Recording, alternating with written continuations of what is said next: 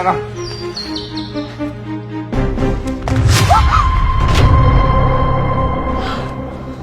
ছোট লোকের বাচ্চা, ফুকিনের বাচ্চা, তোর এত বড় সাহস, তুই আমাদের ম্যামের পায়ের নিচে ডাল সেঙ্গাতে দিছস, তোকে আজকে খাইয়া ফেলাবো।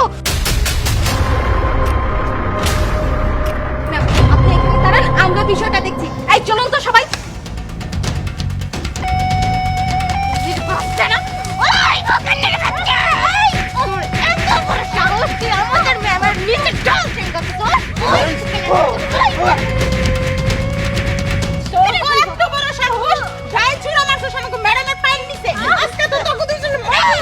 দাঁড়ান।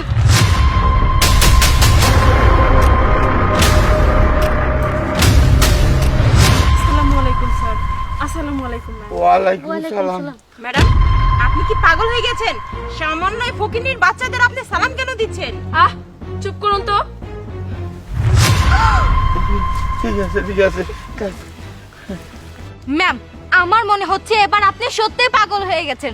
আপনি যদি পাগলই না হন, এই ফুকিনি বাচ্চা দুটোর পায়ে ধরে সালাম কেন করছেন? এই ফুকিনির বাচ্চা দুটো আপনার কি হয়? চুপ করুন। ওনাদের সামনে দাঁড়িয়ে এভাবে কথা বলবেন না। ওনারা আমার কি হয় সেটা জানতে চান, তাই না? আমি বলছি, উনি আমার স্কুল টিচার, আর উনি হচ্ছে ওনার স্ত্রী, মানে আমাদের ম্যাম। কি বলতেছেন ম্যাডাম? উনি আপনার স্কুলের টিচার, কিন্তু উনারে দেখে তো টিচার মনে হইতেছে না। হ্যাঁ, এটাই সমস্যা। হয়তো বা পরিস্থিতির কারণে আজকে ওনাদের এই অবস্থা, সেটাই আমার জানতে হবে। স্যার, আপনার এই অবস্থা কেন? আপনি কেন এই ধরনের জায়গায় এভাবে গাছ কেটে খাচ্ছেন? মাগো, আর বলো না। আমার টিচারের জীবনে যা কিছু টাকা পয়সা ইনকাম হয়েছিল, তুমি তো জানো। আমি গরিব দুঃখীরে সাহায্য করতাম, গরিব ছাত্রদের মধ্যে বিলিয়ে দিতাম। পরবর্তীতে যে সমস্ত টাকাগুলো ছিল, পেনশনের কিছু টাকা নিয়ে আমি হজে বাঁচাইছিলাম তোমার আংটিরে নিয়ে। কিন্তু দুর্ভাগ্য আর হলো না। আমাদের ছেলেটা খুব বদমেজাজি, খুব খারাপ। আমাদের ঘাড় ধাক্কা দিয়ে টাকাগুলো কেড়ে নিয়ে বাড়ি থেকে বের করে দিয়েছে। পেটের দায়ে এখন কি করব, তাই জঙ্গল থেকে কাঠ কেটে বাজারে বিক্রি করে আমাদের ক্ষুধা নিবারণ করি। স্যার, আমি আপনার কথা বুঝতে পেরেছি। আপনি কান্নাকাটি করবেন না। এই সব কিছুর জন্য দায়ী আপনার ছেলে, তাই না? এর একটা সুষ্ঠু সমাধান আমি করব।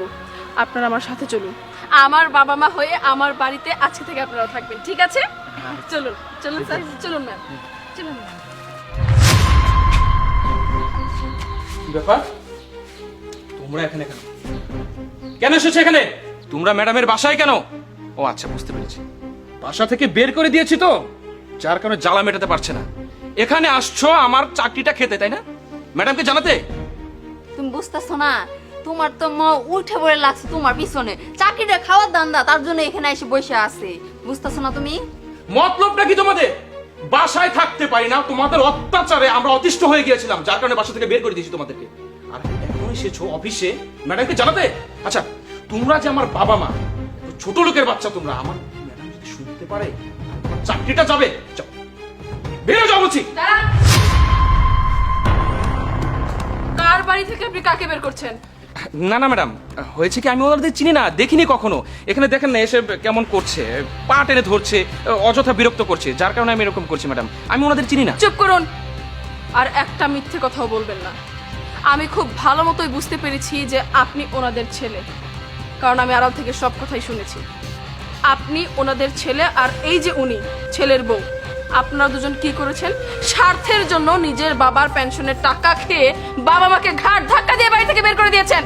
আচ্ছা, আপনি কেমন ছেলে আর আপনি কেমন ছেলের বউ? আপনি তো সন্তান নামের কলঙ্ক। আমি তো আসলে জানতাম না যে আমারই টিচারের ছেলে আপনি, বা আপনার মন মানসিকতা এত খারাপ। যদি জানতাম তাহলে কখনোই আমি আমার কোম্পানিতে আপনাকে চাকরি দিতাম না। যাই হোক, আজকে স্যার আর ম্যামকে আমার বাড়িতে নিয়ে এসেছি বলেই এত বড় সত্যটা আমি জানতে পেরেছি। আপনার মতো ছেলের কোনো যোগ্যতা নেই আমার কোম্পানিতে জব করার। আপনি তো সন্তান না, আপনি সন্তান নামের কলঙ্ক। আরে বাবা মা বেঁচে থাকতে না সন্তানরা কখনোই বোঝে না আসলে বাবা মা কি। আমার তো বাবা মা নেই, আমি খুব ভালো মতোই বুঝতে পারি। শুনুন, আপনার মতো সন্তান তাদের লাইফে না থাকলেও চলবে। আজ থেকে ওনারা আমার বাবা মা হয়ে আমার বাড়িতে থাকবে। আর আপনি এই মুহূর্তে এই বাড়ি থেকে বের হয়ে যাবেন। যদি কখনো আপনার বাবা মার পায়ে ধরে আপনি ক্ষমা চাইতে পারেন, তখন আমি আমার কোম্পানিতে আবার আপনাকে ইনভলভ করব। আদারওয়াইজ না, বের হয়ে যান এখান থেকে। ম্যাডাম আমার কথা শুনুন। আপনার কোনো কথা আমি শুনতে চাই না, এখান থেকে বের হন। স্যার, ম্যাম, আপনারা কোনো চিন্তা করবেন না, আমি তো আছি আপনাদের পাশে। এই যে দেখছেন এত বড় বাড়ি, আমার সব কিছুই আছে, শুধু নেই আমার বাবা মা। কিন্তু আজ থেকে আপনারাই তো আমার বাবা মা। এই বাড়িতে আপনারা অনেক খুশিতে থাকবেন, অনেক আনন্দে থাকবেন, আর কোনো দুঃখ আপনাদের ছুঁতে পারবে না। চলুন ঘরে চলুন।